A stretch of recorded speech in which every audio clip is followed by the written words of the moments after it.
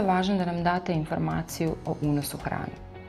Odnosno, da li ste primijetili smanjen unos hrane i u kojem periodu, da li su i koliko su vaši obroci količinski manji od vaših uobičajenih obroka.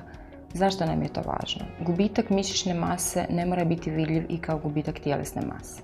A zbog opisanih metaboličkih promjena, odnosno poremećaja, standardna prehrana neće biti dovoljna da podmiri povećane prehrambene potrebe organizma za hranjivim tvarima i standardna prehrana ne može na zadovoljavajući način u potpunosti zaustaviti progresivni gubitak tjelesne mase, te će vam liječnik, ovisno o rezultatu procjene vašeg nutritivnog statusa, preporučiti terapijsku prehranu enteralnim pripravcima.